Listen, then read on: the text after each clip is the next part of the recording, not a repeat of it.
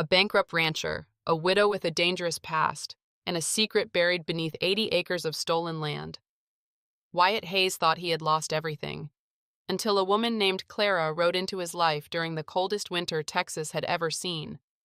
But some ghosts refuse to stay buried, and some truths can destroy a man forever. Before this story ends, one of them will have to choose between survival and justice. The mud was freezing. It was the kind of Texas mud that sucked at a man's boots and didn't let go. It smelled of wet earth, iron blood, and raw panic. Wyatt Hayes dug his heels in. He gripped the slick, wet rope. He pulled, his muscles burned. The heifer let out a low, desperate bawl. It was 4:45 in the morning. The sleet was coming down in sharp, angry sheets. He didn't call for help, mostly because there was nobody left to call. Wyatt finally eased the calf onto the wet grass. He wiped his face with a filthy sleeve. He was breathing hard. He stood there in the freezing rain for a moment, just feeling the weight of the morning.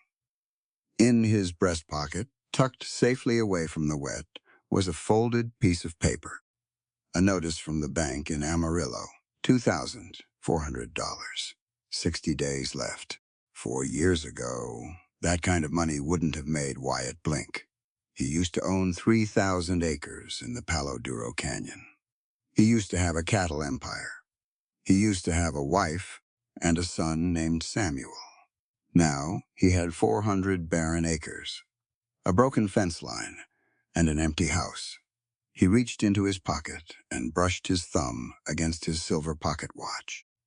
It had Samuel S. name engraved on the back. It was the only good thing he had left. He looked at the calf shivering in the mud. He needed help. Canyon Creek was quiet that morning. Wyatt walked into the general store.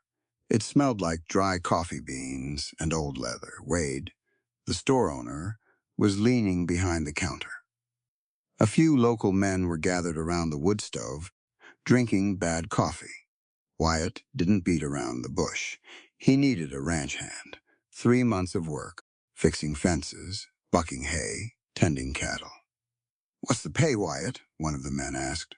Wyatt kept his voice level. $8 a month. The room went dead silent. Then one of the men laughed, a harsh, scraping sound. The going rate was 14, maybe $18. $8? The man shook his head. Wyatt, no man with a shred of self-respect is going to break his back for $8. Sell the land, cut your losses. Wyatt didn't argue. He couldn't. He turned to leave. The bell above the door jingled as the wind pushed against the wood. "Hold on." The voice didn't come from the men by the stove. It came from the back corner of the store, near the sacks of flour. A woman stepped out of the shadows. She wasn't young, but she wasn't old either. Maybe late 30s. She wore a plain gray cotton work dress. Her back was straight. Her chin was up. Wyatt looked at her hands. They weren't the soft, powdered hands of a town lady. They were calloused, rough. The hands of someone who knew how to grip a rope and swing a hammer. "The wage is $8 a month?" she asked. No greeting, just business. Wyatt frowned. "That's right. But the work is heavy. It ain't meant for a widow woman." She didn't flinch. She stepped closer. Her eyes locked onto his, and she didn't look away. "Labor has no gender, Mr. Hayes," she said. Her voice was steady, carrying clear across the quiet store. "If I can string a fence line and pull a calf out of the mud, just as well as any man, I expect to be treated with equality. I expect to be paid for my sweat. Not judged by the skirt I wear. A person's dignity comes from their hard work and their character, not their sex. Do we understand each other?" The men by the stove stared. Wyatt stared. No one spoke to him like that. Not anymore, and certainly not a woman in 1878 Texas. But there was a fierce, undeniable truth in her words. She wasn't asking for a favor. She was demanding her basic human right to be seen as an equal worker. Wyatt found himself nodding slowly. He respected grit. "I start at 5 in the morning," Wyatt said. "I'll be there at 4:30, she replied. "My name is Clara Johansson." She walked past him, opened the door, and stepped out into the cold wind. That night, the storm finally broke. Wyatt sat at his kitchen table. The house was dead quiet. He had a glass of cheap whiskey in one hand and the bank notice in the other. He couldn't stop thinking about the woman at the store. Clara Johansson. He took a slow sip of the whiskey. It burned his throat. Clara Johansson. The name rolled around in his head. "Wait." Wyatt set the glass down. The heavy thud echoed in the empty room. Johansson. She was the widow of Jeremiah Vance, the ruthless old landowner who died a few years back. The Vance estate sat just 6 miles across the valley. It was a massive place. Grand columns, iron gates. Wyatt frowned, staring into the amber liquid in his glass. Clara Johansson lived in a mansion. She had money. She had status.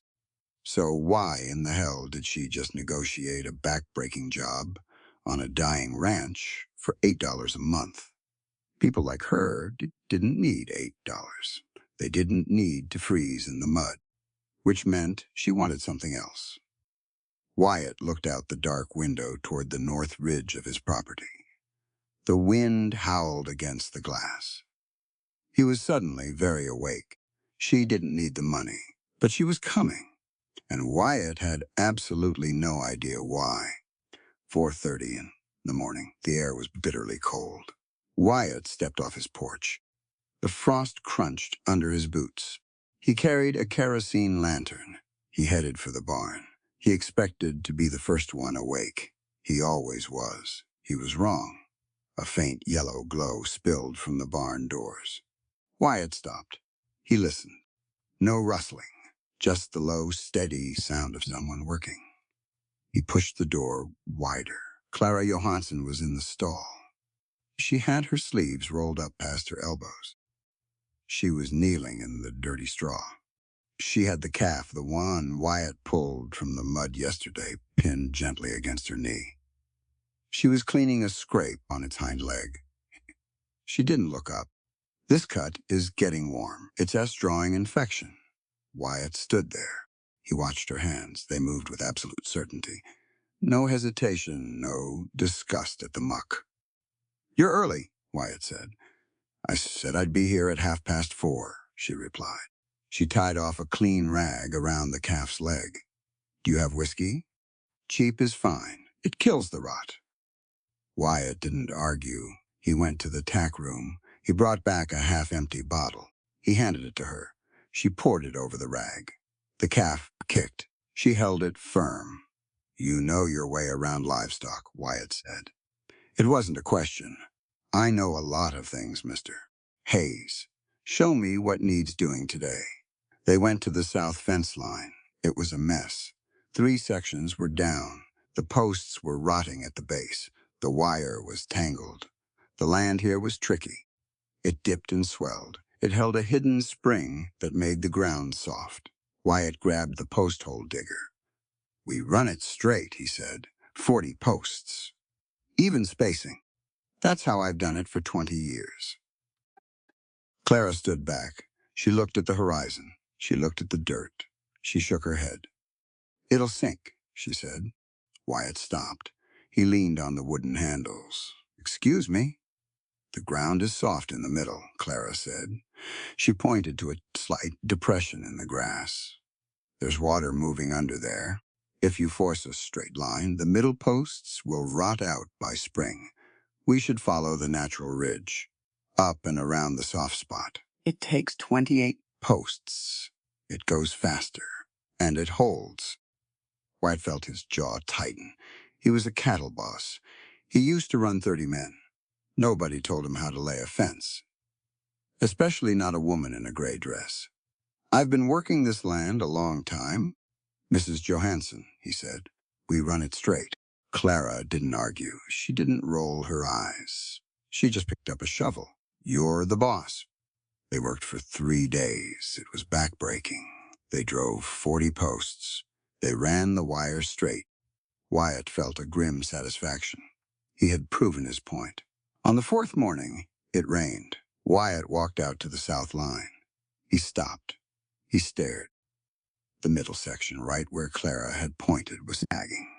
The wet earth had swallowed the heavy posts. The wire hung loose. It was a failure. Clara walked up beside him. She held a coil of wire. She looked at the sagging fence. She didn't say a word. She didn't gloat. Wyatt closed his eyes. He took a slow breath. He swallowed his pride. It tasted like ash, but it had to go down. He turned to her. "I was wrong," Wyatt said. His voice was rough but clear. "I was wrong to insist on the old ways just because I was used to them. On this ranch, truth and competence measure a person's worth, not a man's fragile ego. I let my pride get in the way of a better idea. Thank you for showing me a better way to do this. We'll pull it up. We'll do it your way." Clara looked at him, really looked at him. The hardness in her eyes softened just a fraction. "Grab the puller," she said. "We've got daylight to burn." At noon, Wyatt went to the house for lunch. He ate a cold biscuit and some jerky. It was a rule on the old ranches. Hands ate outside. The boss ate inside. He finished his meal. He poured a cup of coffee. He walked out to the porch to call Clara back to work. He found her sitting on the edge of the hay barn. She wasn't resting. She had a thick, leather-bound book open on her lap. She was eating a slice of cheese she'd brought from home. Wyatt squinted. He recognized the gold lettering on the spine. Texas Property and Land Law, 1875. Why was a ranch hand reading property law? He didn't ask. He didn't want to pry, but he realized something. She was sitting in the cold dust. Wyatt walked back into the kitchen. He grabbed a clean tin cup. He poured it full of hot, black coffee. He walked back outside. He set the cup gently on the wooden barrel next to her. He didn't say a word. He just tipped his hat and walked toward the corral. When he came back an hour later, the cup was empty. On Wednesday, Martha Hayes came down from her cabin. Wyatt's mother was 68. She was small, frail-looking, but her mind was like a steel trap. She missed nothing. Wyatt was fixing a bridle by the trough. He watched his mother walk toward the vegetable patch. Clara was there, pulling weeds. Wyatt tensed. His mother was fiercely protective. He expected her to run the strange woman off. Instead, Martha stopped. She spoke to Clara. Clara looked up. She wiped dirt from her brow. She answered. A moment later, Martha knelt in the dirt right beside her. The two women pulled weeds together. They talked low, like old friends. 10 minutes later, Martha walked over to Wyatt. "Mother," Wyatt said, "you shouldn't be working in the dirt." Martha looked at her son. Her eyes were sharp. "That woman over there," she said softly. "She's wearing a poor woman's dress, but she carries herself like she owns the horizon." "She's a good worker," Wyatt said defensively. "I saw her hands, Wyatt," Martha said. "Those are real calluses, real scars. Whoever she is, she didn't get those sitting in a parlor. She earned them." Martha patted his arm. "Keep an eye on her. She's got a heavy spirit." Wyatt watched his mother walk away. He looked back at Clara. A heavy spirit. He knew what that felt like.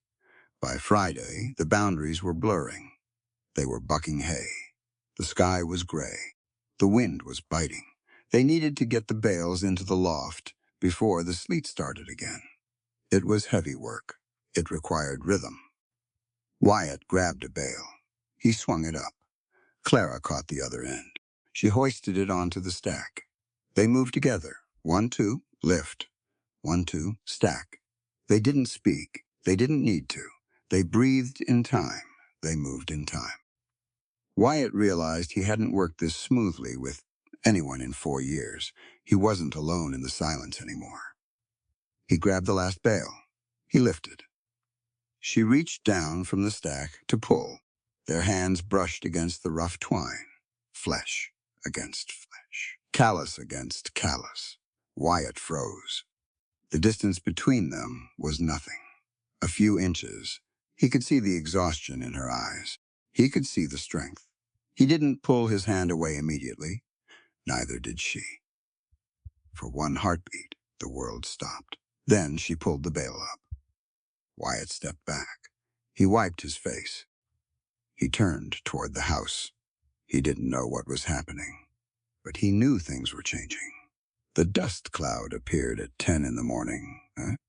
Wyatt was oiling a saddle. He stopped. He watched the road. A black buggy was rolling up the drive. The horse was a fine, expensive chestnut. The buggy wheels were painted bright yellow. Clara was by the water trough. Wyatt saw her look up. Her shoulders went stiff. Her jaw locked. She turned around and walked straight into the shadow of the hay barn. She didn't come out. The buggy stopped. A man stepped down. He wore a tailored wool suit, a silk cravat. A silver pocket watch chain hung across his vest. He looked to be about 45. His hands were clean, soft. He had the arrogant smile of a man who never had to do his own sweating. Sterling Vance. Wyatt knew him by reputation. He was the son of Jeremiah Vance from his first marriage. He was a lawyer in Amarillo. He made his living finding loopholes and crushing poor farmers. Wyatt stepped out to meet him. He didn't offer his hand. "Mr. Hayes," Sterling said. His voice was smooth, like oil on water. "Vance," Wyatt said. "You're a long way from Amarillo." Sterling patted the dust off his jacket. "I'm here on business. Legal business. I represent my late father's estate." Sterling pulled a rolled parchment from his leather satchel. He unrolled it. "I've been reviewing the property lines. According to the original 1871 survey, 80 acres of your eastern ridge actually belong to the Vance estate. My father never enforced it. He was a generous man. I am a precise man." Wyatt felt a cold knot form in his stomach. 80 acres. That was a fifth of his remaining land. That was his winter grazing. "I have the deed from 1871, Wyatt said. His voice was dangerously quiet.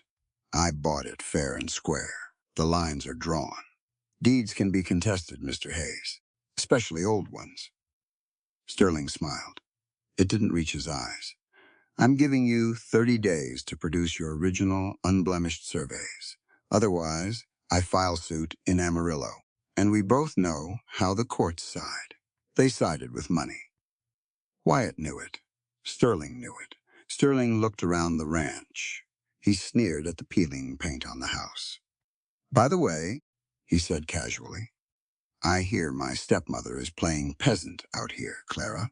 Have you seen her?" Wyatt didn't blink. "I don't discuss my employees."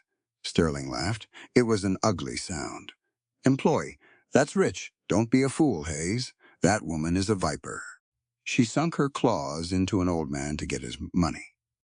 Now she's out here, probably looking to steal your land right out from under you. She's a manipulator. A woman like her has no morals." Wyatt's hands balled into fists. He wanted to hit the man, but he didn't.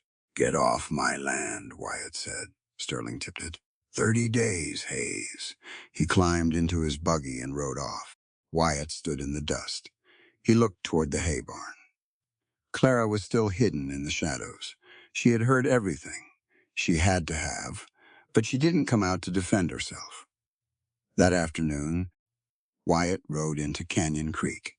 He needed nails, and he needed to think. He hitched his horse outside the hardware store. Next door was the saloon. The doors were propped open to let the smoke out.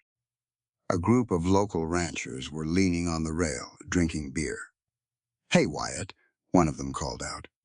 It was a man named Miller. "Saw Sterling Vance's buggy heading your way. You in trouble?" "Just property lines," Wyatt said flatly. Another man snickered. "Property lines. Right. We hear you got the Vance widow out there. Clara. What's she doing? Scrubbing your floors?" The men laughed. Careful, Wyatt, Miller said, taking a swig of beer. A woman who marries a man 30 years older than her is only after one thing. She's damaged goods. She's a schemer. No decent woman does that. Wyatt stopped dead in his tracks. The anger he had pushed down all day suddenly flared up. It was hot. It was blinding. He turned slowly. He walked up to the saloon rail. The men stopped laughing. Wyatt's face was carved from stone. He looked Miller dead in the eyes. "Listen to me, and listen good," Wyatt said. His voice wasn't loud, but it cut through the street noise like a knife. "No man has the right to judge a woman's virtue just because she survived a miserable marriage. You don't know her story. You don't know her pain. We claim to be civilized men. We claim to be Christians. If that's true, let's act like it. Let's judge people by the hard work of their hands and the decency of their character. Not by cowardly gossip, not by the rumors of angry men. A woman's worth is not defined by the men who used her. Do not speak her name like that again." The silence was total. The wind whistled down the dirt street. Miller swallowed hard. He looked down at his boots. "All right, Wyatt, no offense meant." Wyatt didn't reply. He turned, walked into the hardware store, bought his nails, and rode home. When he got back to the ranch, it was late afternoon. Clara was out by the creek, washing down the horses. Wyatt didn't disturb her. He went to the old north barn to find some spare hinges. The north barn was practically a ruin. Nobody had used it for years. The roof was caving in. The floorboards were rotting. It smelled of ancient dust and dry rot. Wyatt kicked a pile of debris out of the way. As he did, his boot caught the edge of a loose floorboard. It popped up. Wyatt looked down. There was a hollow space beneath the board. Inside, wrapped in a piece of oiled canvas, was a small wooden box. Wyatt frowned. He knelt down. He pulled the box out. It was heavy, hand-carved. The wood was dark and polished, but covered in years of grime. He unlatched the tiny brass clasp. Inside, there was a stack of letters written in a language he didn't understand. It looked like Norwegian. Below the letters was a small, velvet-lined case. He opened the case. It was a daguerreotype, an old photograph printed on metal. It showed a family, a stern-looking man, a tired woman, and a little girl standing between them. The photograph was dated 1850. Wyatt stared at the picture. He brought it closer to the light, shining through the cracks in the roof. The man and the woman were strangers. But the little girl had light hair. She had a straight jaw, and she had eyes that stared straight into the camera lens, unblinking, unyielding. It was Clara. Wyatt's breath hitched in his chest. He looked at the date again. 1850. This barn was built in 1868. He bought the land in 1871. Clara's family was here, before him, before Vance. This wasn't just a job to her. This was her home. Wyatt closed the box. His mind was spinning. Sterling Vance's threats, Clara's silence, her reading the property law books, her knowing the soft spot on the south fence line. She knew the land because she grew up on it. She wasn't a schemer looking to steal his farm. She was a ghost who had come back to the place where she was born. Wyatt sat back on his heels in the dusty barn. He rubbed his face with his calloused hands. He didn't know the whole story yet. He didn't know how she lost it, or how Jeremiah Vance got his hands on it. But he knew one thing for certain. She wasn't his enemy. He stood up. He tucked the wooden box carefully under his arm. He walked out into the fading sunlight. He saw her down by the creek, brushing the dirt from the gray mare. He wouldn't force her to talk. He wouldn't push, but he would wait. He would give her the space and the respect to tell her truth when she was ready, because that's what a good man did. He walked back to the house. The shadow of the Vance family was hanging over them both. But Wyatt wasn't going to run. He was going to stand his ground. Amarillo was loud. It wasn't the good kind of loud, not the sound of wind over the canyon or rain on a tin roof. It was the sound of iron carriage wheels on cobblestone. It was the sound of train whistles. It was the sound of men in suits walking fast and talking about money. Wyatt hated it. He tied his horse outside the First National Bank. He beat the dust off his coat. It didn't do much. The dust was ground into the wool, just like the debt was ground into his name. He walked inside. The bank was all polished marble and brass bars. It smelled like floor wax and expensive cigars. Wyatt walked up to the teller. He asked for Mr. Abernathy, the loan officer. He waited 45 minutes on a hard wooden bench. When he finally got into the office, it was brief, and it was brutal. Abernathy was a man who looked at ledgers, not people. He didn't care about the drought. He didn't care about the winter freeze. He cared about the numbers on the page. $2,400, Mr. Hayes, Abernathy said. He folded his hands on his mahogany desk. Plus interest. The bank has been more than patient. We cannot extend the note again. I just need through the winter, Wyatt said. His voice was tight. He hated to be begging. He hated the way it tasted in his mouth. I have a new hand. We're fixing the south line. I can graze another 50 head by spring. The money will be there. 60 days, Abernathy said flatly. That is the absolute limit of the bank's generosity. After that, we foreclose. I'm sorry, Mr. Hayes. He wasn't sorry. Wyatt knew that. Wyatt stood up. He put his hat on. 60 days. He walked out of the office. He felt hollow. The air in his lungs felt thin. He was a 42-year-old man. He had worked his entire life. And he was going to lose everything because of a piece of paper. He stopped at the front desk. He needed the clerk to stamp his loan extension slip. The clerk was busy arguing with a telegraph boy. Just a minute, sir, the clerk said, waving Wyatt off. Wyatt leaned against the tall marble counter. He looked down. There was a heavy, leather-bound book sitting open on the desk, the Public Asset Ledger. It was required by the county. It listed the major trusts and landholdings in the Panhandle to ensure tax transparency. Wyatt didn't mean to snoop, but his eyes drifted down the page. He saw the name Vance. His eyes locked onto the ink. He remembered Sterling Vance's smug face. He leaned closer. The Johansen Vance Trust. Johansen. Clara. Wyatt's breath hitched. He traced his rough, calloused finger across the page, following the dotted line to the far right column. The column that listed the total liquid assets.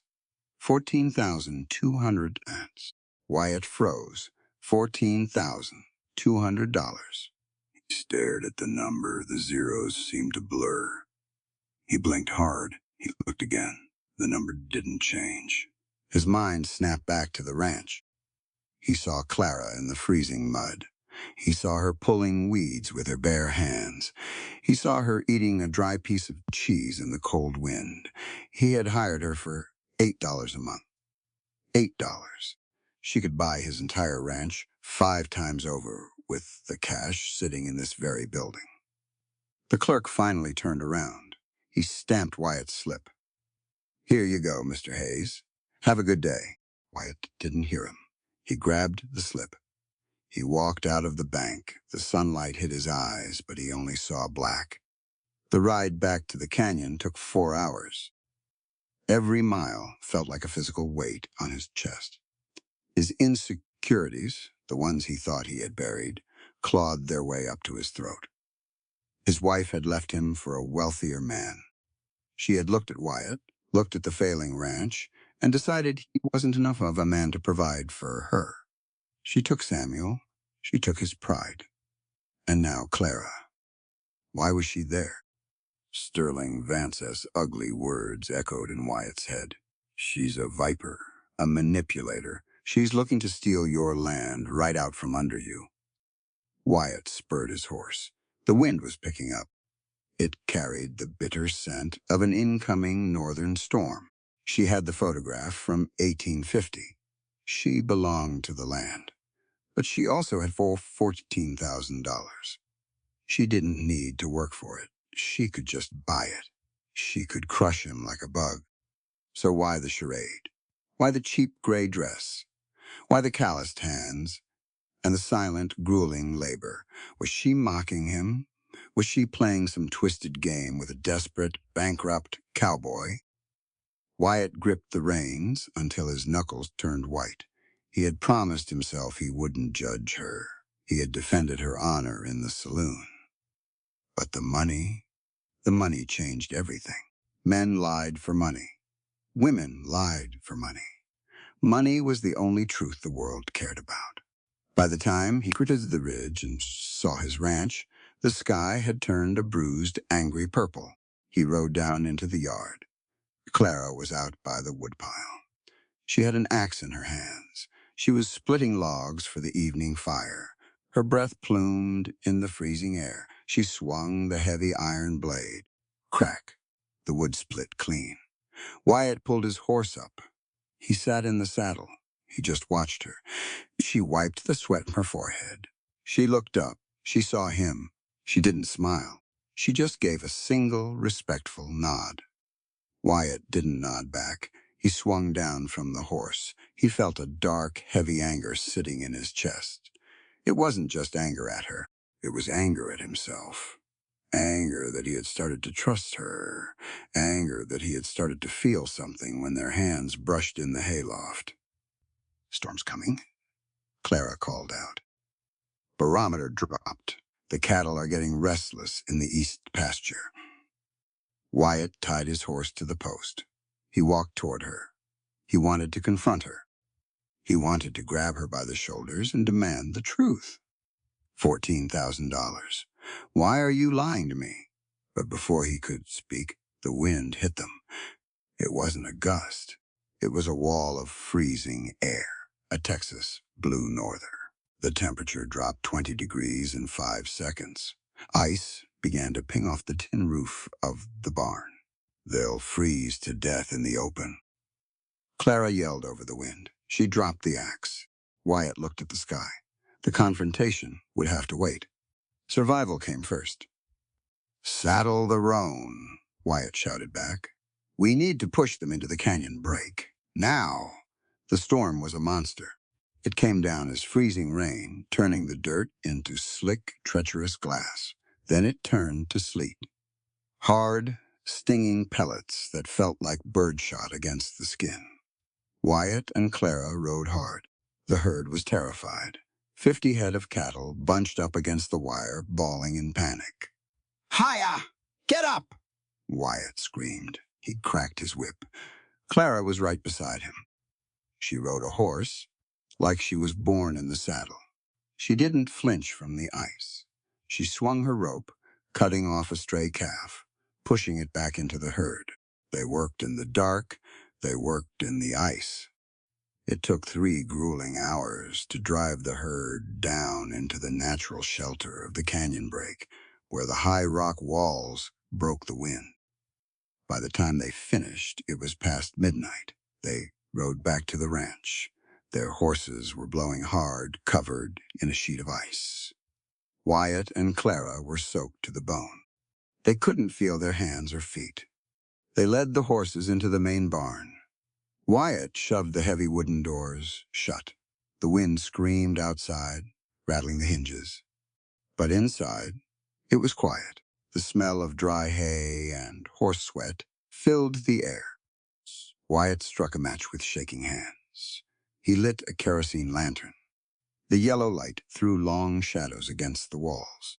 Clara slid off her horse. Her legs gave out. She hit the dirt floor hard. "Clara!" Wyatt rushed over. He dropped to his knees. He grabbed her by the arms. She was shivering violently. Her lips were pale blue. The gray cotton dress was plastered to her skin, freezing solid. "I'm fine," she chattered, trying to push him away. "Just Cold. You're freezing to death.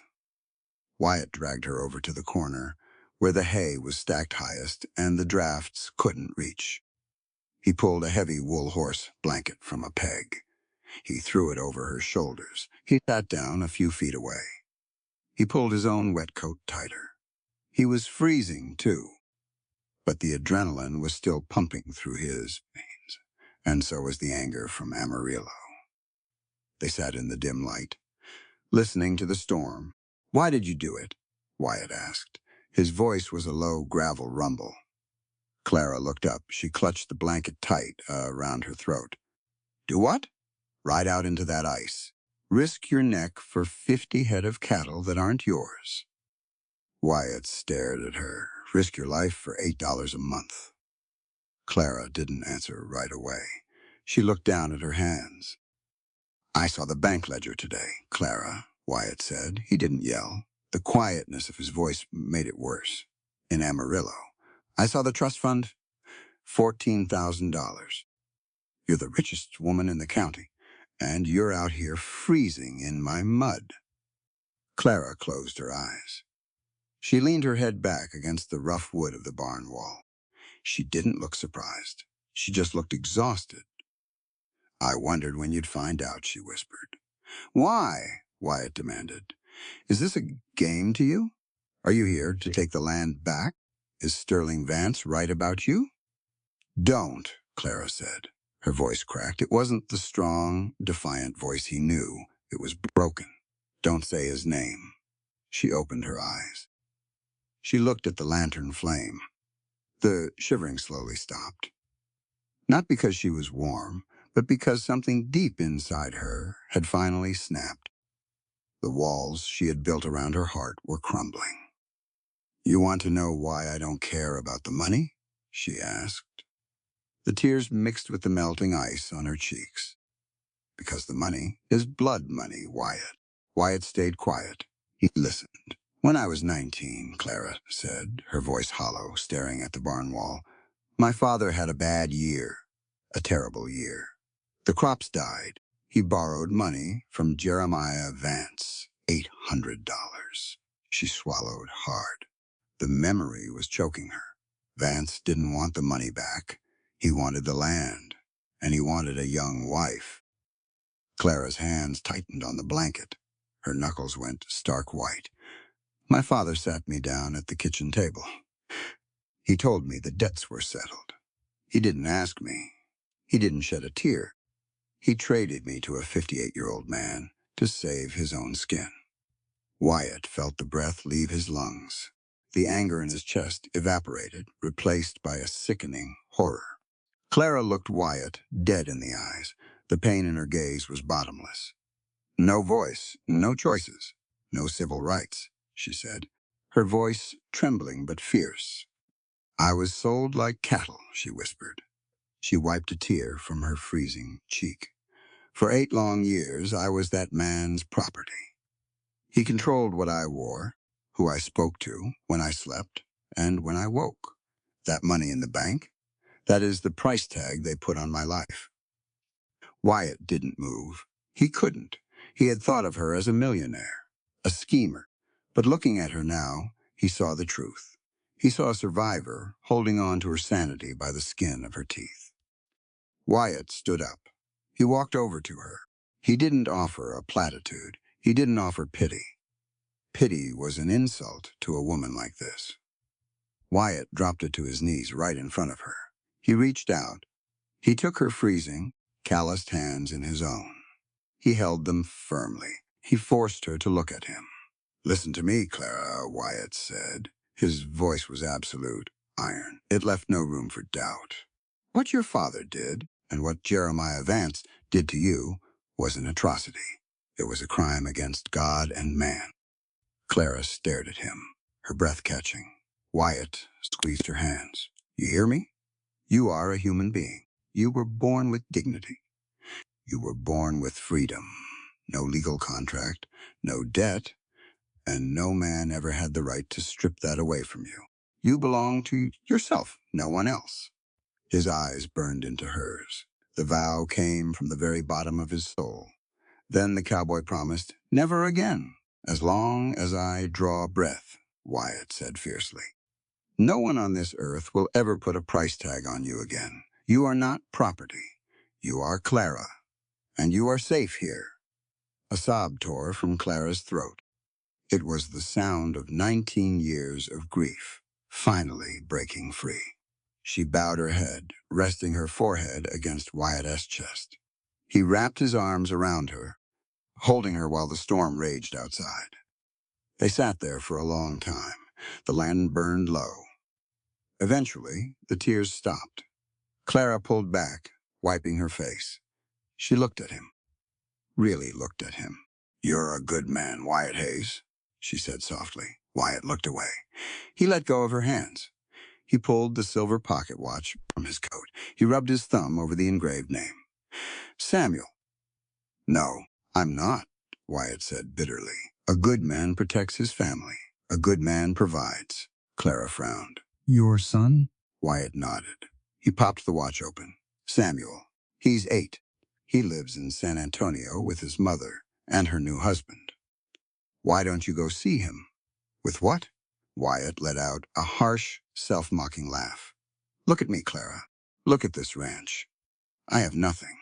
I couldn't even get the bank to give me 60 days without begging like a dog.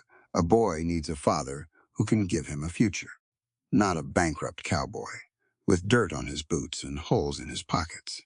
I'm worthless to him." Clara's expression changed. The vulnerability vanished, replaced by a fierce, protective fire. She reached out. She pushed the pocket watch down, forcing Wyatt to look up at her. "Stop it," Clara said sharply. Wyatt blinked. "You listen to me now," Clara said, her voice ringing with absolute clarity. "A man's worth is not defined by the acres he owns or the numbers in a bank ledger. I have $14,000, and I can tell you right now, money cannot buy a single ounce of human decency." She pointed a finger at his chest, right over his heart. "A father's love isn't measured by what he can buy his son. It is measured by his presence, by his character, by the way he treats people when the storm hits." Clara didn't blink. "You rode out into the ice tonight to save innocent creatures. You looked at a broken woman and reminded her she was human. That is what makes a man valuable. That is what a boy needs to see. Stop diminishing your own human value over paper money, Wyatt. You are enough." The words hit Wyatt like a physical blow. He had spent 4 years believing he was a failure, believing his empty pockets meant he had an empty soul. But hearing her say it, hearing a woman who had suffered so much recognize the good in him, shattered the lie. He looked at the watch in his hand. He closed the silver lid. Click. He put it back in his pocket. "Thank you," Wyatt whispered. The wind outside began to die down. The storm was passing. They were still freezing, still sitting in the dirt, and still facing ruin in the morning. But as Wyatt looked at Clara in the dim lantern light, he knew something profound had shifted. They had both walked into this barn, carrying the chains of their past. They were going to walk out free. The morning after the ice storm was blindingly bright. The sun hit the frozen prairie. It made the whole world look like shattered glass. Wyatt stepped out onto the porch, his breath plumed in the frigid air. His muscles ached from the night before. His hands were stiff, but his mind was terrifyingly clear. He couldn't stop hearing her voice. "I was sold like cattle." He poured a cup of black coffee from the stove. He stood on the porch, looking out at the white-crusted fields. "Wyatt," he turned. His mother, Martha, was standing at the bottom of the porch steps. She had a thick woolen shawl wrapped tightly around her shoulders. Her breath plumed in the cold. She didn't look like a frail old woman this morning. She looked like a judge. "Come down to the cabin," Martha said. "Bring the coffee."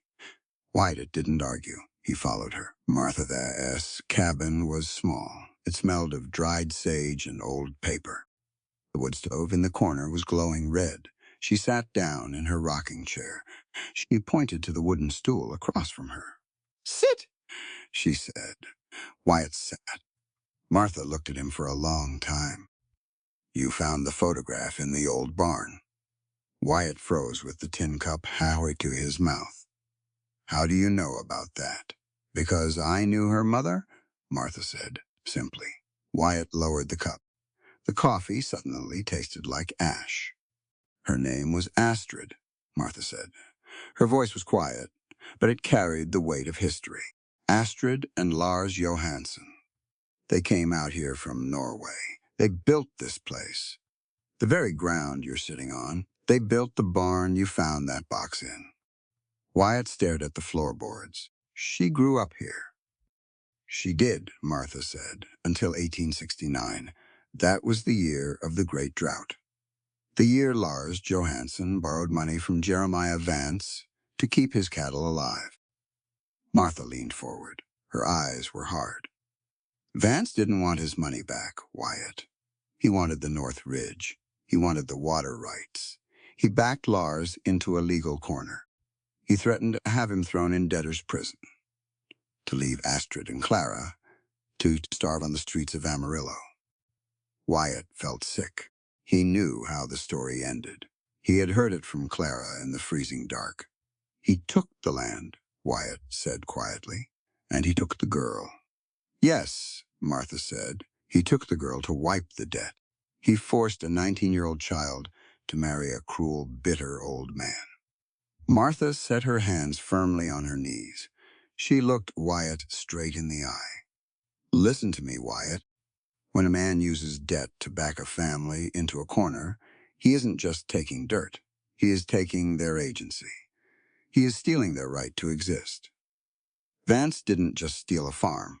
He stole a family's right to self-determination. And that is a sin against humanity. A human being's freedom to choose their own destiny is a sacred right. When you strip that away, you strip away their dignity." Wyatt swallowed hard. "And Astrid?" "Astrid died 3 years later," Martha said. "People say it was consumption. I say it was a broken heart. She watched a stranger plow her fields. She watched her daughter locked away in a mansion, like a prisoner. It killed her." Martha pointed a finger toward the window, toward the north. "Lars couldn't afford a plot in the churchyard. He buried her up there, on the North Ridge, under the old cottonwood tree, and then he rode away. He never came back." Wyatt stood up. The stool scraped loudly against the floorboards. He couldn't breathe. "The grave," Wyatt whispered. "Yes," Martha said. "Clara didn't come here to steal your farm, Wyatt. She has $14,000 in the bank.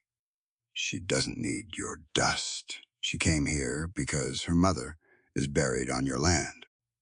She took a job for $8 a month, just so she could pull the weeds from her mother's grave without some stranger pointing a gun at her for trespassing." Wyatt walked to the door. He put his hand on the latch. He felt like the lowest creature on God's earth. "I bought stolen land," Wyatt said.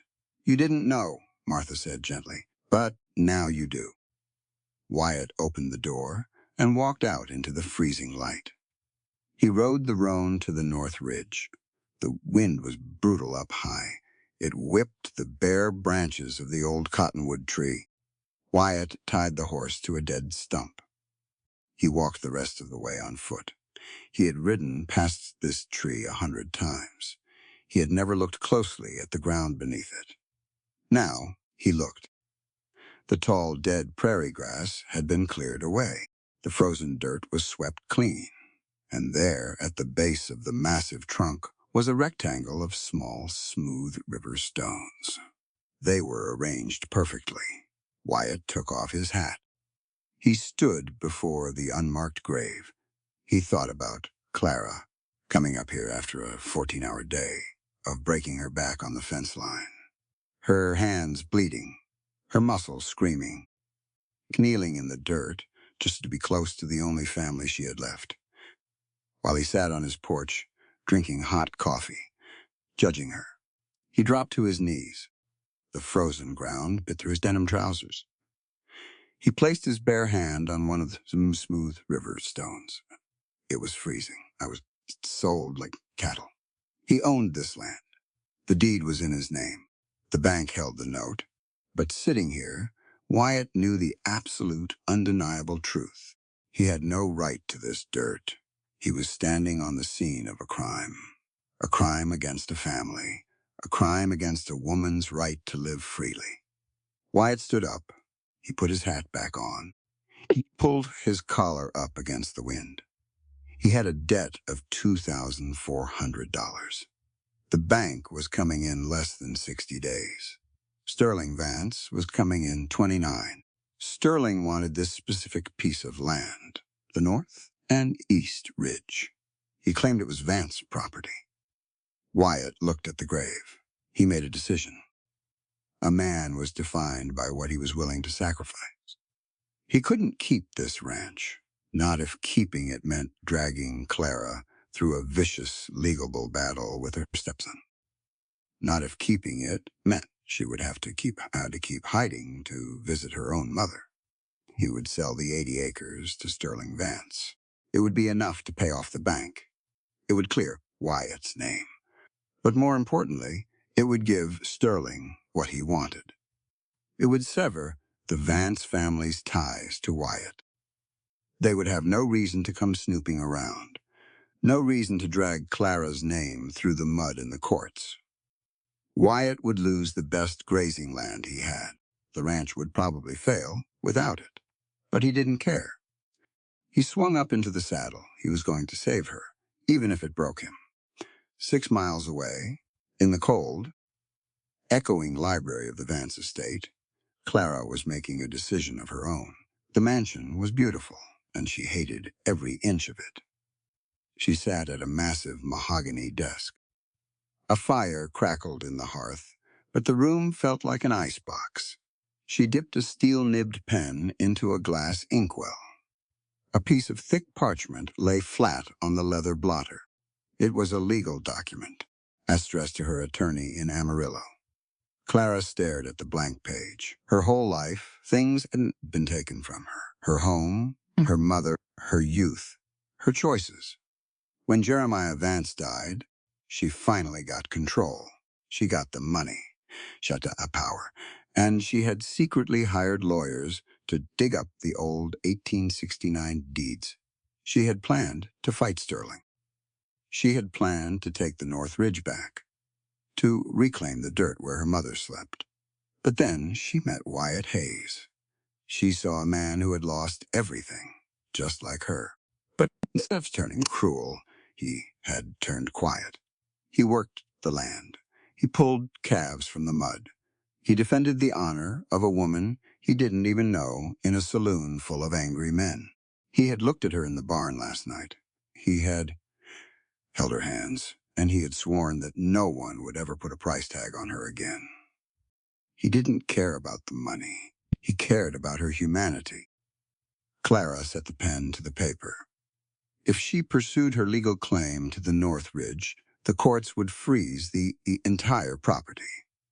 Wyatt's ranch would be caught in the crossfire. The bank would foreclose on him before the judge ever struck a gavel. Wyatt would lose his home. He would never see his son, Samuel, again. He would be ruined. She couldn't do it. She couldn't build her justice on the ruins of a good man's life. Clara began to write. Her handwriting was sharp and precise. To Mr. Harrison, attorney at law, I am writing to formally instruct you to cease all investigations into the 1869 Johansson land transfer. I hereby permanently forfeit any and all legal claims to the property currently owned by Mr. Wyatt Hayes. She stopped. She looked at the words. They felt heavy. She was giving up her mother's grave. But as she sat there, she realized something profound, something that set her spirit completely free. She spoke aloud to the empty room. Her voice was steady. True justice isn't about owning the dirt. It's about protecting the innocent people standing on it. My mother wouldn't want another man destroyed in her name. A woman's right to choose her own path means having the power to sacrifice for the right reasons, not out of obligation, but out of love. She signed her name at the bottom. Clara Johansson. She didn't use the Vance name. Not anymore. She folded the paper. She dripped hot red wax onto the flap and pressed her seal into it. She would mail it in the morning. Wyatt would keep his ranch. He would bring his son home, and she would walk away. Wyatt rode into Amarillo 2 days later. The ice had melted, turning the roads into thick, treacherous soup. He didn't care. He pushed Theron hard. He walked into the law offices of Sterling Vance. The clerk tried to stop him. Wyatt ignored him. He pushed the heavy oak doors open and walked straight into Sterling's private office. Sterling looked up from his desk. He frowned. "Hayes, you have a terrible habit of interrupting my day." "I'm here to make a deal," Wyatt said. He didn't sit down. He stood tall. His boots tracked mud onto the expensive Persian rug. Sterling leaned back in his leather chair. He steepled his soft fingers together. "A deal? How quaint." "I told you, Hayes. 30 days. You don't have the original survey." "I don't need it," Wyatt said. "You want the 80 acres on the North Ridge. You can have them." Sterling's eyebrows raised. "Excuse me? I'll sell them to you," Wyatt said. His voice was dead calm. "For $2,400. Exactly what I owe the First National Bank. You buy the land, clear my debt, and draw the new property line." Sterling laughed. It was a dry, mocking sound. "Why on earth would I pay you for land I'm about to take in court for free?" Wyatt stepped closer to the desk. He rested his heavy hands on the mahogany edge. He leaned in. "Because a court battle takes a year, maybe 2. And in that time, your father's name gets dragged through the mud. The old 1869 ledgers get opened. People start asking questions about how Jeremiah Vance acquired his holdings." Wyatt stared unblinking into Sterling's eyes. "You're a man who cares about his reputation in this town. You pay the bank. The land is yours quietly." Today, Sterling's smile faded.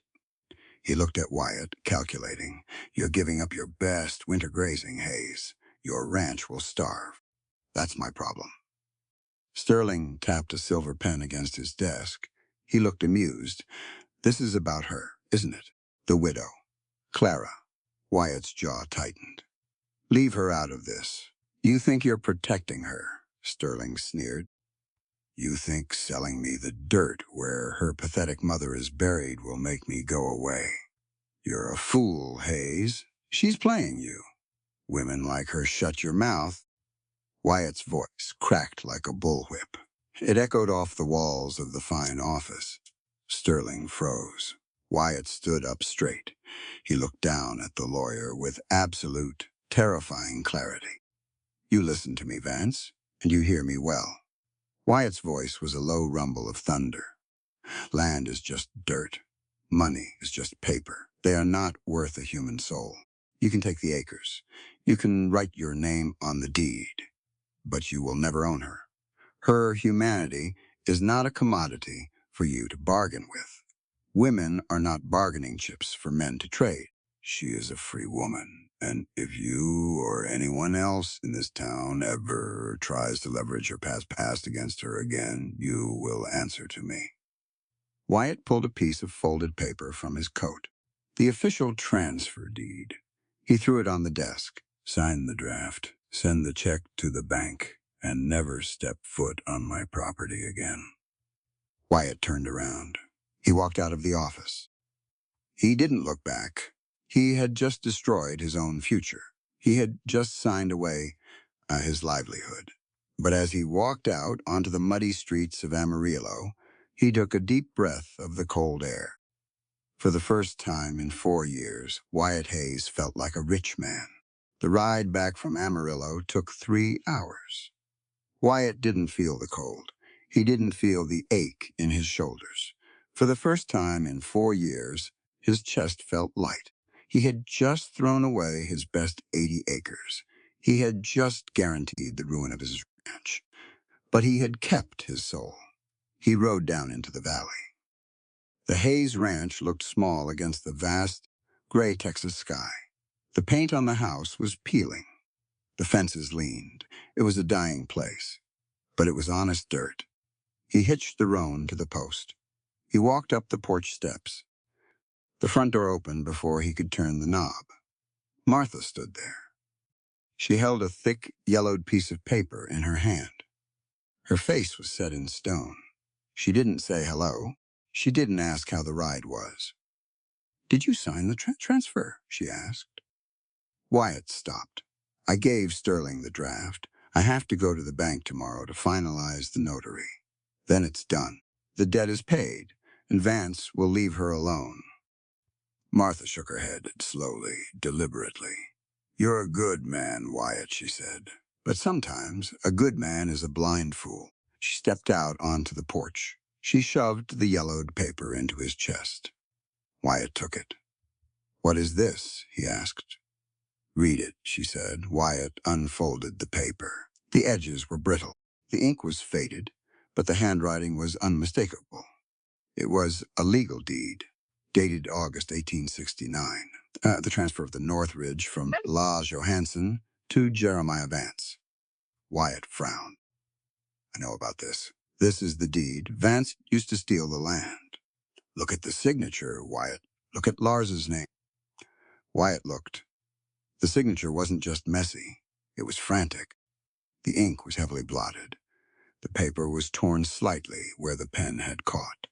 It was the signature of a man shaking violently. "Now look at the bottom corner," Martha said. Wyatt's eyes traced the page.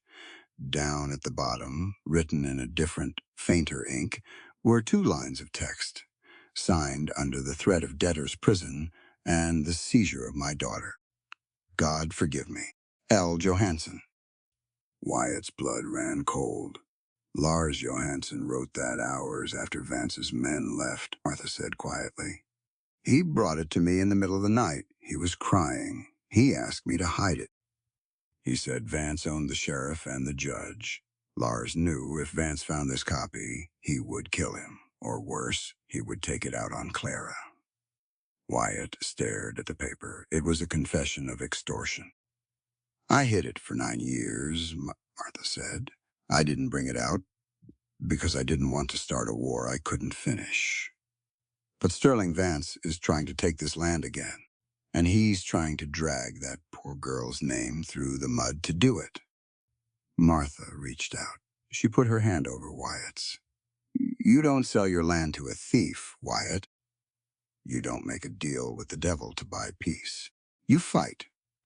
Wyatt looked from the paper to his mother. The lightness in his chest vanished. It was replaced by a hot, steady fire. He had been willing to fall on his sword for Clara. He had been willing to lose everything. But Martha was right. Surrendering to a corrupt man wasn't justice. It was just a different kind of defeat. Wyatt folded the paper carefully. He put it in his inside coat pocket, right next to his heart. He didn't go inside the house. He turned around. He walked past the main barn. He went straight to the tool shed. He grabbed a shovel. It had a heavy ash wood handle and a rusted iron spade. It was a working man's tool. He walked back to the roan. He slid the shovel into the saddle loop. "Where are you going?" Martha called from the porch. Wyatt swung up into the saddle. He grabbed the reins. "To finish a war," Wyatt said. The Vance estate was a monument to stolen money. It sat on a high hill, 3 stories of white limestone, tall columns, wide porches. It looked like a southern plantation dropped right into the middle of the Texas panhandle. Wyatt rode up the long, sweeping driveway. The gravel crunched under the roan's hooves. A groundskeeper looked up from the rose bushes. He stared at Wyatt. He stared at the dirt on Wyatt's boots and the shovel strapped to his saddle. Wyatt ignored him. He stopped at the front steps. He dismounted. He pulled the shovel from the loop. He walked up the marble steps. He didn't look for a bell. He pounded his heavy fist on the thick oak door. A minute later, the door opened. A maid in a crisp black and white uniform stood there. She looked horrified. "I'm here to see Clara," Wyatt said. "Mrs. Vance is not receiving visitors," the maid stammered. "Tell her Wyatt Hayes is on her porch, and tell her I'm not leaving until she comes out." The maid swallowed hard. She closed the door. Wyatt waited. He gripped the handle of the shovel. He looked at the vast, manicured lawns. He hated this place. He hated that Clara was locked inside it. The door clicked open. Clara stood in the threshold. She wasn't wearing the gray cotton work dress. She wore a dark blue silk gown. Her hair was pinned up perfectly. She looked wealthy. She looked powerful. But her eyes looked exhausted. She stared at the shovel in his hand. Then she looked up at his face. "Wyatt, what are you doing here? We need to talk. You shouldn't be here. If Sterling's men see you—" "I don't care about Sterling's men," Wyatt interrupted. He stepped closer. "We need to talk now out here." Clara hesitated. She looked back into the dark hallway of the mansion. Then she stepped out onto the porch and closed the door behind her. The cold wind caught the hem of her silk dress. Wyatt reached into his coat. He pulled out the yellowed paper. He held it out to her. "My mother gave me this an hour ago," he said. Clara took the paper. She unfolded it. She read it. Wyatt watched her hands. They started to shake. The tough, calloused hands that could pull a calf from the freezing mud were trembling, holding a piece of paper. She touched the faint ink at the bottom. The desperate note from her father. A tear spilled over her eyelashes. It cut a clean path down her cheek. "He was afraid," she whispered. "He didn't just sell me. He was terrified." "Vance extorted him," Wyatt said softly. "This deed is proof. The land transfer was illegal. It was coerced. The North Ridge never belonged to Jeremiah Vance, which means it doesn't belong to Sterling." Clara closed her eyes. She gripped the paper against her chest. "It's too late," she said. Her voice broke. "It's too late, Wyatt." "No, it's not. I haven't signed the final papers at the bank yet. We can take this to a federal judge in Dallas. We can bypass the local courts." Clara shook her head. She looked at him, her eyes shining with unshed tears. "I mailed a letter this morning," she said, "to my lawyers. I formally surrendered my claim to the land. I gave it up." Wyatt stared at her. "Why would you do that?" "To save you," she cried out. "The polished facade broke completely. Sterling was going to bankrupt you. He was going to tie your ranch up in court for years until you starved. I couldn't let him destroy a good man just so I could hold on to a patch of dirt. So I gave it up." Wyatt stood frozen on the marble porch. She had given up her mother's grave. For him. "You didn't have to do that," Wyatt said, his voice thick. "I went to Sterling's office yesterday. I offered to sell him the 80 acres, the exact spot where your mother rests. I offered to give it to him to clear my debt, just so he would leave you alone." Clara stopped crying. She stared at him. "You tried to sell your best land? You tried to ruin your own ranch? For me?" "Yes, yes." They stood there in the cold wind. Two people who had spent their whole lives being used by others, both trying to throw themselves on the fire to save the other. Clara looked down at the shovel in his hand. "Then why did you bring that?" she asked quietly. Wyatt tightened his grip on the ash wood handle. "Because we were both wrong," Wyatt said. His voice was no longer soft. It was firm. It was anchored deep in the earth. "Sacrificing ourselves to appease a thief doesn't make things right. It just lets the thief win." He stepped closer to her. He didn't touch her, but his presence was a wall of heat against the cold wind.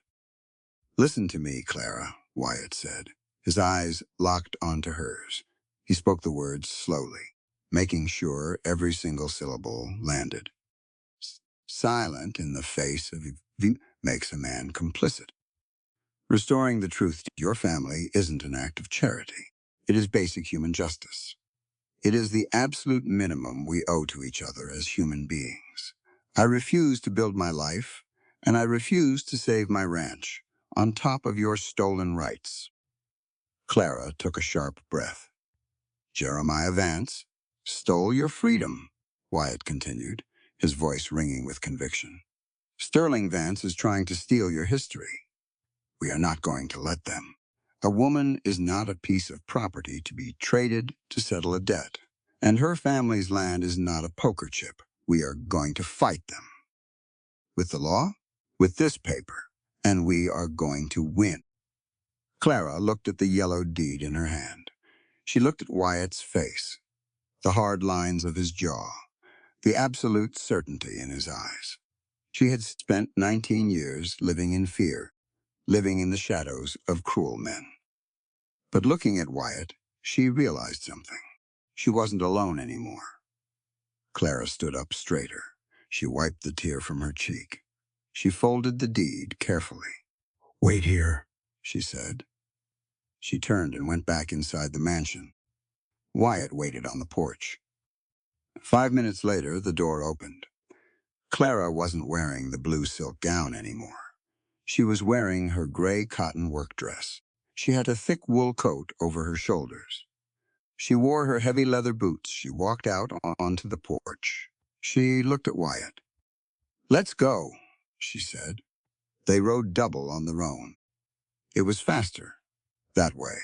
They didn't talk much during the ride back to the Hayes Ranch. They didn't need to. The wind was at their backs. When they reached the property line, Wyatt didn't head for the house. He steered the horse straight toward the north ridge, up the incline, toward the old cottonwood tree. The wind was harsh on the ridge. The winter grass was dead and yellow. Wyatt brought the horse to a stop. They both dismounted. The unmarked grave sat exactly as it had for 9 years. A simple rectangle of smooth river stones at the base of the massive trunk. It was humble. It was easily forgotten by the world, but not by them. Wyatt walked over to the horse. He unlooped the shovel. He carried it over to the grave. He looked at Clara. She stood a few feet away, her hands in her coat pockets, watching him. Wyatt didn't start digging wildly. He was careful. He was deliberate. He placed the blade of the shovel into the frozen dirt about 2 feet outside the river stones. He pushed down with his boot. The dirt cracked. He turned the earth over. He wasn't digging a grave. He was digging a border, a foundation. He worked in silence. The sound of the iron blade slicing through the frozen Texas soil was a steady, rhythmic drumbeat. Crack. Lift. Turn. Clara didn't just watch. After a few minutes, she walked over to the edge of the ridge where the larger rocks sat. She bent down. She picked up a heavy, flat piece of limestone. It was heavy. It strained her arms. She carried it over to the trench Wyatt had just dug. She placed it carefully into the dirt. Wyatt stopped. He leaned on the shovel. He watched her. She went back for another rock. Wyatt went back to digging. They worked together. Wyatt broke the hard earth. Clara carried the heavy stones. They were building a proper border, a permanent marker, something that couldn't be washed away by the rain or ignored by a slick lawyer in Amarillo. It was grueling physical labor. The wind bit their faces. Their hands grew numb, but neither of them stopped. There was a profound equality in the work. No boss, no employee, no rich widow, no bankrupt cowboy. Just a man and a woman standing on a windy ridge, honoring the dead and reclaiming the truth. It took 2 hours. When they were finished, the grave was transformed. It was no longer a scatter of river stones. It was a raised bed, bordered by heavy, unmoving limestone. It looked permanent. It looked respected. Wyatt stabbed the shovel into the dirt. He took off his hat. He wiped the sweat from his forehead with the back of his sleeve. Clara stood beside him. Her gray dress was stained with dirt. Her knuckles were scraped and bleeding. She was breathing hard. She looked at the grave. "It's beautiful," she whispered. Wyatt looked at the stones. Then he looked at her. "It's right," Wyatt said. Clara turned to him. She didn't say thank you. Thank you was too small a word for what he had just done. Instead, she reached out. She took his dirty, calloused hand in hers. She didn't squeeze it like a fragile thing. She held it firmly. Equal strength. Equal grip. Wyatt looked down at their joined hands. Then he looked up into her eyes. The wind howled around them, sweeping across the Texas plains. The storm with Sterling Vance was still coming. The legal battle would be brutal. The bank was still waiting. But standing there on the ridge, his hand in hers, Wyatt knew they were going to win. Because they weren't fighting for dirt anymore. They were fighting for each other. The wind died down by dusk. They rode back to the ranch in the fading light. The air was bitterly cold, but it felt clean. It felt like the earth had finally stopped holding its breath. Wyatt unhitched the roan. He rubbed the horse down with a dry burlap sack. Clara stood by the barn door. She was quiet. She watched him work. "There's one more thing," Clara said. Her voice was soft in the quiet barn. Wyatt stopped rubbing the horse. He draped the burlap over the stall gate. He turned to face her. "When Jeremiah Vance died," Clara said, "he didn't just leave me the money. He left a letter." Wyatt frowned. He walked closer. "A letter." "It was sealed in his desk," she said. She crossed her arms against the cold. "He wrote it a week before his heart gave out. It was an apology." "Wyatt." "Of sorts. He knew what he did to my father was wrong. He knew stealing me was... He asked me to make it right, if I could." Wyatt felt a bitter taste in his mouth. An apology doesn't erase 8 years. No, it doesn't. Clara looked down at the dirt floor. "I hated him, Wyatt. I hated him so much it burned. When I read that letter, I didn't feel forgiveness. I felt angry, but it gave me a choice." She looked back up. Her eyes were steady. "I came out here to test you," she said. The words hung in the cold air. "I knew you bought the land from a middleman," Clara explained. "I knew you didn't steal it yourself. But I needed to know what kind of man was farming my mother's dirt. If you were a cruel man, if you were greedy, if you beat your horses or cheated your hands, Wyatt. And if I was, I would have ruined you," Clara said flatly. "I had the lawyers ready. I had the money. I would have tied you up in court, crushed your debt, and taken the land back in a month. I would have broken you." And Wyatt stared at her. He didn't doubt it for a second. She had the steel to do it. "But I watched you," Clara said. Her voice softened. "I watched you work yourself to the bone to pay a bank. I watched you pull a calf from the freezing mud. I watched you stand up to men in a saloon to defend a woman you thought was a stranger. You aren't a bad man, Wyatt. You were just a man carrying a heavy load." Wyatt didn't know what to say, so he said the only thing that mattered. "I'm going to Amarillo tomorrow," he said. "I'm going to see Sterling." Sterling Vancett's office smelled like expensive cigars and arrogance. Wyatt walked in at noon the next day. He didn't knock. He pushed past the clerk. He slammed the heavy oak door shut behind him. Sterling looked up. He was annoyed. "Hayes." "I told you." Wyatt didn't speak. He reached into his coat. He pulled out the yellowed 1869 deed. He dropped it flat on Sterling's polished mahogany desk. Sterling looked at it. He frowned. He picked it up. Wyatt watched the lawyer's eyes scan the faded ink. He watched Sterling Etz's gaze hit the bottom corner, the frantic, desperate note from Lars Johansson. The color drained completely from Sterling S' face. He looked like a ghost. "Where did you get this?" Sterling whispered. "It doesn't matter," Wyatt said. His voice was cold iron.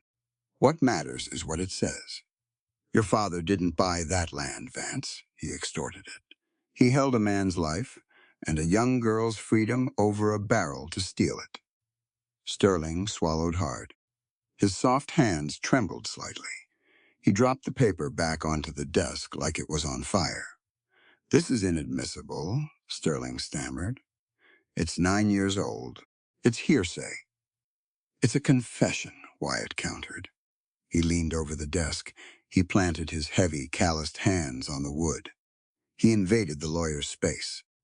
"And if I take it to a federal judge in Dallas, it won't just be about the land. It will be about fraud, extortion. Your father's entire estate will be audited. Your law firm will be investigated. Every piece of dirt your family owns will be frozen." Sterling shrank back in his leather chair. The arrogance was gone. He was terrified. "What do you want?" Sterling asked. His voice was thin. "I want a waiver," Wyatt said. "Drafted right now, signed and notarized. You drop all claims to the Hayes Ranch, every single acre. You renounce the 1871 survey, and you sign a legally binding order to never approach Clara Johansson again." Sterling stared at him. "You're blackmailing me." "No," Wyatt said. He stood up straight. "I am holding you accountable. There is a difference. Draft the paper, Vance, or I ride for Dallas tonight." It took Sterling 10 minutes to write the waiver. His hand shook the entire time. Wyatt took the fresh, black-inked paper. He checked the signature. He folded it and put it in his pocket. He took the yellowed 1869 deed back, too. He looked down at Sterling one last time. "Don't ever cross my path again," Wyatt said. He walked out. The debt of the past was finally settled. Wyatt rode back to the ranch. He felt a strange, quiet peace. The land was safe. Clara was safe. But his own future was still a mess. He still owed the bank $2,400. He had 30 days left. Without selling the 80 acres, he had no way to pay it. The bank would foreclose. He had saved the land from Vance, only to lose it to Abernathy. He didn't care. It was worth it. He rode into the yard. Clara was waiting on the porch. Wyatt swung down from the roan. He walked up the steps. He pulled the waiver from his pocket. He handed it to her. Clara read it. A long, shuddering breath left her chest. The shadow that had haunted her for 19 years was finally gone. She looked up at Wyatt. Her eyes were shining. "He's done," Wyatt said quietly. "He can't touch you. He can't touch the North Ridge." Clara folded the paper. She looked at Wyatt. "And what about the bank?" Wyatt looked away. He looked out over the dry winter pastures. "I have 30 days. I'll figure something out.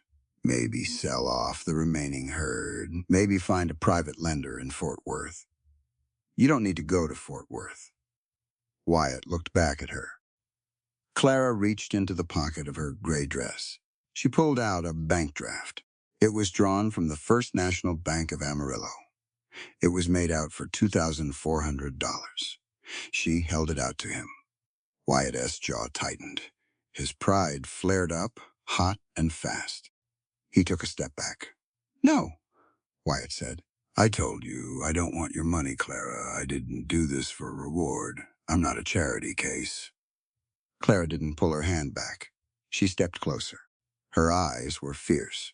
"Listen to me, Wyatt Hayes," Clara said. Her voice was sharp, clear, and uncompromising. "I am not buying you, and this is not charity. Do I look like a woman who throws her money away?" Wyatt stared at her. He shook his head. "I am offering an equal business partnership," Clara said. She held the bank draft steady between them. "I was controlled my entire life," Clara said. Her words were deliberate. They carried the weight of profound conviction. "I was told a woman couldn't handle ledgers. I was told a woman couldn't own land. I was told my only value was as a wife or a bargaining chip. They were wrong. Wyatt listened. The fire in her eyes was magnificent. I am the master of my own fate now, Clara continued, and I choose to invest my capital in this ranch. I am paying the banknote. In exchange, I want 40% equity in the Hayes Ranch, drawn up legally, signed by a judge. She looked Wyatt dead in the eye. I want to stand beside you as an equal, never as a dependent. I want my name on the deed, right next to yours, because a woman has the fundamental right to own her labor, her land, and her future. I am offering you a fair deal between two free people. Now, are you man enough to take it? Wyatt looked at the piece of paper. He looked at the calloused hand holding it. His pride was a foolish, fragile thing. It belonged to the past. It belonged to a man who thought he had to do everything alone. He looked at Clara. He saw a partner. He saw an equal. Wyatt reached out. He took the bank draft. He didn't just take the paper. He wrapped his hand around hers. He held it firm. 40%, Wyatt said, a slow, genuine smile breaking across his weathered face. And you handle the south fence line. Clara smiled back. It was a beautiful, unbroken thing. Deal, she said. Canyon Creek had a single law office.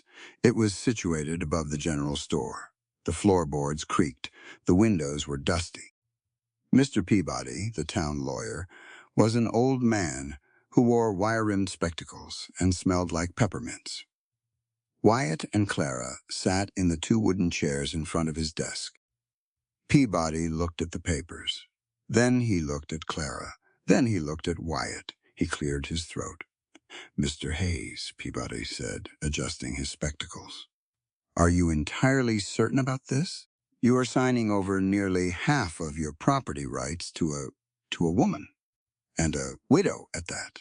Customarily, a man retains full holding unless joined in holy matrimony. Wyatt didn't blink. He leaned back in his chair. Custom is a poor substitute for justice, Mr. Peabody, Wyatt said flatly.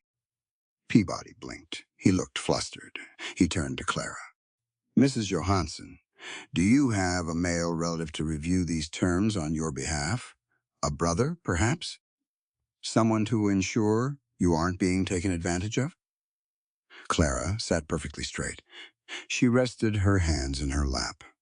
She didn't raise her voice, but it commanded the room completely. I do not need a man to translate the law for me, Mr. Peabody, Clara said.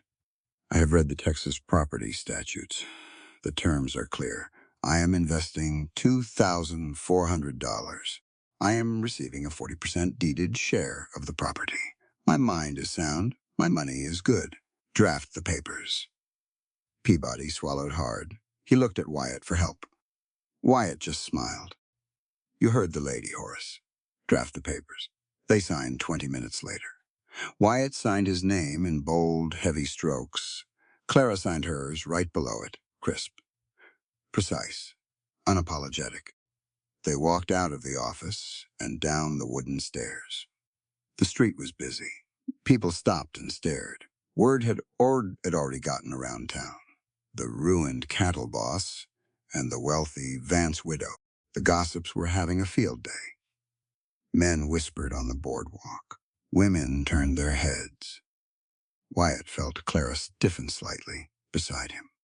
He stopped in the middle of the dirt street. He didn't say a word. He just offered her his arm. Clara looked at his arm. Then she looked up at his face. She understood. He wasn't offering it to protect her. He was offering it to show the town exactly where they stood. Together. Clara looped her arm through his. She lifted her chin. They walked down the center of Canyon Creek. They didn't hurry. They didn't look down. They walked with the quiet, unshakable dignity of two people who knew exactly what they were worth.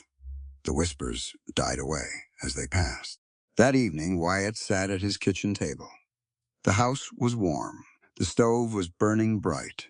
The wind outside was just a low hum. Wyatt had a piece of blank paper in front of him. a bottle of ink, a steel pen. He reached into his pocket. He pulled out the silver pocket watch. He set it on the table next to the paper.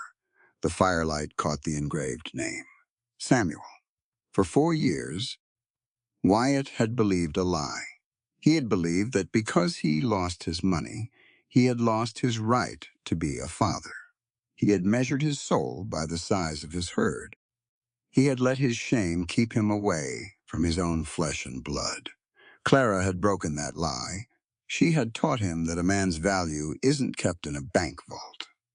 It is kept in his actions. It is kept in his courage. It is kept in the way he respects the people around him. Wyatt picked up the pen. He dipped it in the ink.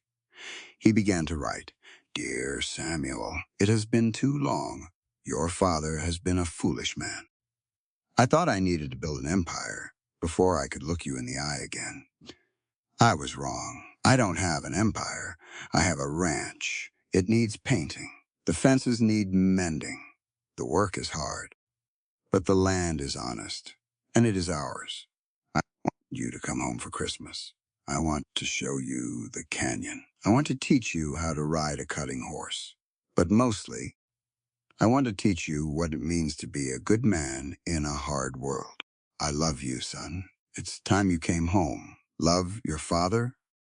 Wyatt signed it. He folded it carefully. He felt a tear slide down his weathered cheek. He didn't wipe it away. It felt like rain after a long drought. November arrived with a quiet grace. It brought the first snow to the Texas panhandle. It wasn't a blizzard. It was a thin, fragile layer of white powder. It coated the dry grass like sugar. It made the canyon look bright and new. Wyatt woke up early. He walked out onto the porch. The air was perfectly still. He looked toward the north ridge. Clara was already out there. She was standing by the old cottonwood tree. She was brushing the light snow off the heavy limestone rocks that bordered her mother's grave. Wyatt walked out to meet her. His boots left deep, dark tracks in the fresh snow. He stopped beside her. The morning was silent. They stood together, looking at the stone. "She would have liked the snow," Clara said softly. "It reminds me of the stories she told about Norway. Clean, peaceful." "It's a good morning for it," Wyatt said. Clara turned to look at him. Her cheeks were flushed from the cold. Her eyes were bright. She looked beautiful. Not the fragile beauty of a parlor painting. The fierce, undeniable beauty of a woman who had survived the fire. Wyatt didn't have a ring in his pocket. He didn't have a grand speech prepared. He didn't get down on one knee.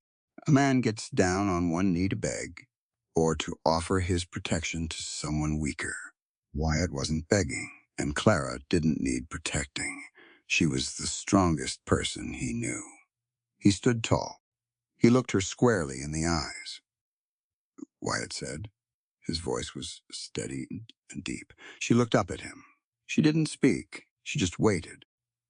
"I've spent my life thinking marriage was about providing a roof," Wyatt said, "and you spent yours being treated like a piece of property under one. We both know the damage those lies can do." He took a step closer. The snow crunched under his boots. "I don't want to own you," Wyatt said, his words ringing clear in the cold air. "I don't want to protect you from the world, because I know you can fight your own battles. I am asking for a partnership of the soul." Clara's breath hitched. A small, wondrous smile touched the corners of her mouth. Wyatt reached out. He took both of her calloused hands in his. "Clara," Wyatt asked, laying his heart bare, "are you willing to let us freely choose each other every single day? To build a family founded on absolute equality and respect, rather than obligation. I want a marriage where neither of us is property, but both of us are free. Will you build that life with me?" Clara looked at the man holding her hands. She thought of the 19 years of chains. She thought of the cold mansion. And then she thought of the barn in the ice storm. She thought of the shovel hitting the frozen dirt. She felt a warmth spread through her chest that had nothing to do with the winter sun. It was the warmth of absolute freedom. Clara stepped forward. She didn't bow her head. She looked him right in the eye as an equal. "Yes, Wyatt Hayes," Clara said clearly, her voice full of joy. "I choose you, today, tomorrow, and as a free woman, I will choose you for the rest of my life." Wyatt smiled. He pulled her close. He didn't crush her against him. He held her like a partner. They stood together on the North Ridge, two free souls, watching the sun rise over their land. Spring came to the Panhandle. It didn't sneak in. It broke the winter like a hammer. The ice melted into the creeks. The prairie grass pushed up green and fierce. The Hayes Ranch woke up. It was April of 1879. The south fence line was strong. The herd was grazing on the sweet spring grass. The banknote was paid, and the house wasn't empty anymore. Wyatt stood on the porch. He held a cup of coffee. He watched a young boy run across the yard. Samuel was 8 years old. He had Wyatt's dark hair. He had a missing front tooth, and he had a laugh that carried clear across the valley. He had arrived a week ago on the stagecoach from San Antonio. Wyatt took a sip of his coffee. He felt a deep, steady ache in his chest. But it wasn't pain. It was gratitude. It was so heavy it felt like it might crack his ribs. Clara walked out onto the porch. She stood next to him. She didn't wear gray anymore. She wore a faded blue cotton dress. Her hands were still calloused. She still worked the ranch right alongside him. "He's a good boy," Clara said. "He is," Wyatt agreed. Samuel was at the corral. He was trying to rope a wooden fence post. He kept missing. He kept trying. Clara smiled. "He gets that stubborn streak from you." Wyatt laughed. A real deep sound. "Let's go tear down that barn." The old north barn was a hazard. The roof had completely caved in over the winter. The walls were leaning. It was time to pull it down and build fresh. Wyatt and Clara walked up the ridge. They carried crowbars and heavy leather gloves. Samuel tagged along behind them, carrying a small hammer. He wanted to help. They started on the east wall. The wood was rotten. It gave way easily. Wyatt jammed his crowbar behind a thick structural beam. He pulled. The wood groaned. It splintered. A large section of the interior wall peeled away. A cloud of ancient dust rolled out. Wyatt coughed. He waved the dust away. He looked at the exposed wall cavity. Something was wedged between the studs. It wasn't a rat's nest. It was wrapped in heavy, oil-soaked canvas. It was tied tight with thick twine. It had a heavy wax seal pressed over the knot. "Clara," Wyatt said. He pointed. Clara stepped over the broken boards. She reached into the wall. She pulled the bundle out. It was heavy. It felt like a book. "What is it?" Samuel asked, peering around his father's legs. "I don't know, Sammy," Wyatt said. "Let's open it." They sat down on a pile of dry lumber. The spring sun beat down on their shoulders. Clara pulled a small knife from her pocket. She cut the twine. She peeled back the stiff, oiled canvas. Inside was a stack of letters. They were old. The paper was brittle and yellow. The ink was faded to a rusty brown. Clara carefully picked up the top letter. It was written in English. The handwriting was elegant. Sloping. She read the date aloud. May 14th, 1861. Wyatt frowned. The start of the war. Clara nodded. She began to read the letter. Her voice was quiet in the open air. "My dearest Astrid, the drums are beating in town. I have to go east. The army is calling every able man. I hate to leave you. I hate to leave this land we just found. I am hiding this behind the wall we built together. A promise in the dark. Wait for me. Do not let the loneliness break you. When this war is over, I will ride back to this ridge. We will finish this barn. We will build a life on this dirt, exactly like we planned." Forever yours, William. Clara stopped reading. She lowered the paper. Her hands were trembling slightly. Wyatt looked at her. William. I don't know that name, Clara whispered. She reached into the pile. She pulled out the very last letter. It was different. The handwriting was sharp, frantic. It was written in Norwegian. Clara stared at it. She knew the handwriting. It was her mother's. Read it, Wyatt said gently. Clara swallowed hard. She translated the words as she read.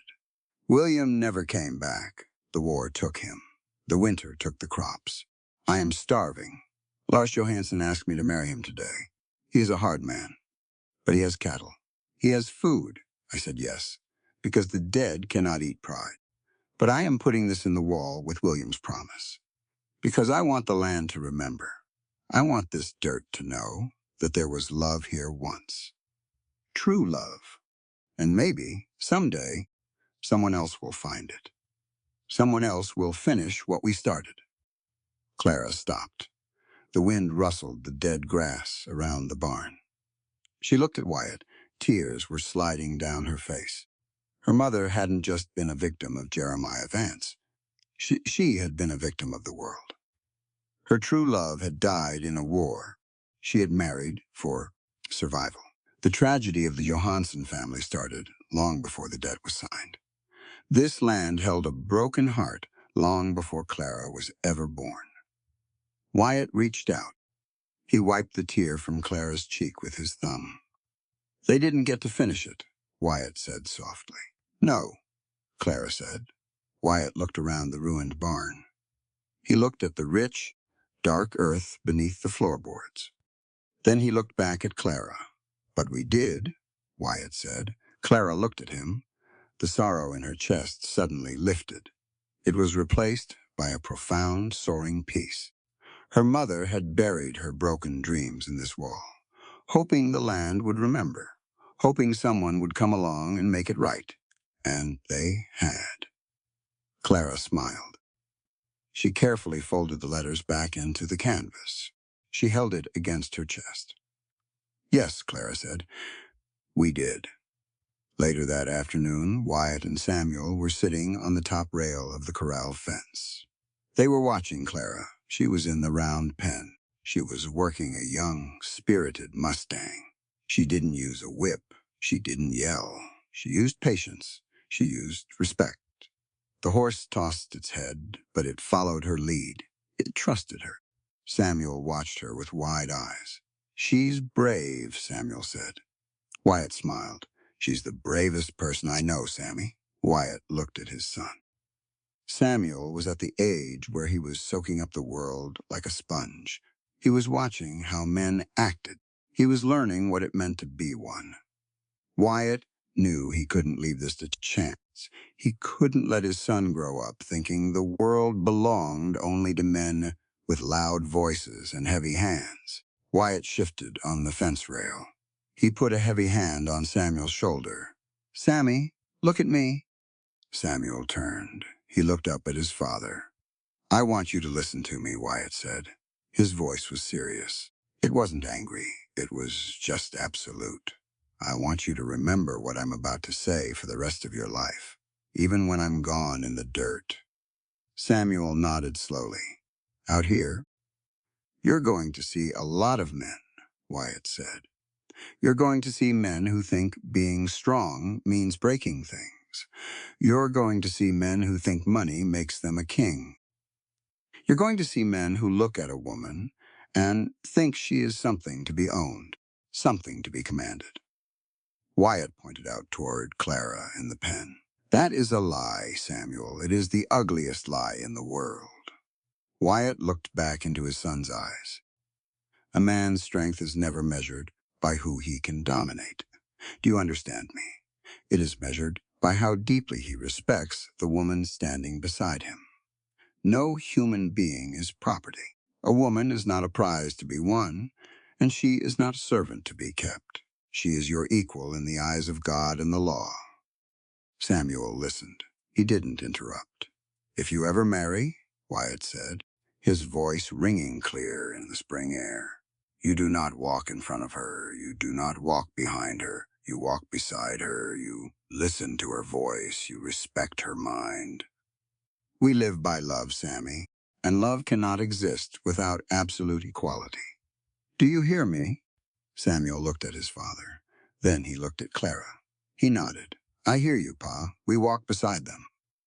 Wyatt smiled. He squeezed his son's shoulder. Good boy. Wyatt looked back at the round pen. Clara had stopped the horse. She was rubbing its neck. She looked over at the fence. She saw Wyatt watching her. She didn't wave. She just smiled. It was a look of complete, unspoken understanding. The final frame came late that night. It mirrored a night from a long time ago. Wyatt woke up at 2 in the morning. He heard the sound out in the pasture. It was a low, distressed bawl. He threw the blankets off. He pulled on his denim trousers and his boots. He grabbed his coat. He walked out into the dark. It had rained earlier. The ground was wet. But it wasn't the freezing, miserable mud of autumn. It was warm spring mud. It smelled like life. He walked out to the edge of the east pasture. A heifer was down in the tall grass. She was struggling. The calf was stuck. Wyatt knelt down in the mud. He ran his hands over the heifer's side. He found the calf's front legs. They were twisted. He dug his boots into the dirt. He braced himself. He started to work. It was dark. He couldn't see well. He needed light. He needed an extra set of hands to hold the rope while he turned the calf. Months ago, he would have done it alone. He would have suffered in the dark. He would have thought it was his burden to bear. He opened his mouth to call out. But he didn't have to. A yellow glow appeared from the direction of the house. It bobbed through the darkness. Clara walked into the circle of light. She was wearing her boots and an old wool coat over her nightgown. She carried a kerosene lantern in one hand and a coiled rope in the other. She didn't ask what was wrong. She saw the heifer. She saw the mud. She set the lantern down on a flat rock. The yellow light pushed the shadows back. It illuminated Wyatt's face. She knelt down in the mud right beside him. I've got the left leg, Clara said quietly. Wyatt looked at her. He looked at her calloused hands, gripping the slick rope. He looked at the lantern light dancing in her eyes. He didn't have to fight the dark alone anymore. I've got the right, Wyatt said. On 3, Clara said. They gripped the rope. They braced their boots in the Texas mud. They looked at each other. They breathed in the exact same rhythm. 1, Wyatt said. 2, Clara said. 3. They pulled together. Welcome to our channel, a place where Western cowboys ride through stories of love, sacrifice, motherhood, redemption, and the quiet kindness that still lives in the human heart. If this story touched you, don't forget to like, comment, share, and subscribe so you won't miss the next unforgettable journey across the American frontier. This literary work intended purely as fiction. Any similarities to real individuals or events are coincidental and arise solely from the nature of storytelling. The author does not claim accuracy regarding real-world tales and does not intend to portray real-life circumstances. When the dust finally settles over the Texas plains, this story leaves us with more than the memory of a struggling ranch, a wounded widow, and a cowboy who refused to turn away. It reminds us that a person's worth is never measured by land, money, reputation, or the judgments of others. Wyatt and Clara both carried pain from the past, but they found healing not through pride or revenge, but through truth, courage, and compassion. Clara's journey teaches us that no human being should ever be treated as property, used as a bargaining chip, or silenced by fear. Her strength did not come from wealth or status. It came from surviving what was meant to break her and still choosing dignity, justice, and love.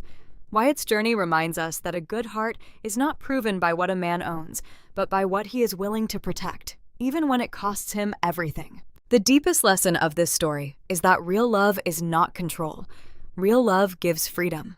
Real love stands beside another person as an equal, and sometimes the greatest act of kindness is simply to see someone's pain, believe their truth, and help them rise again. Here on this Western storytelling channel, we share tales of cowboys, frontier love, motherhood, sacrifice, human kindness, and the quiet mercy that can still shine even in the hardest times. If this story touched your heart, please like, comment, share, and subscribe so more souls can ride with us into the next unforgettable journey across the Old West.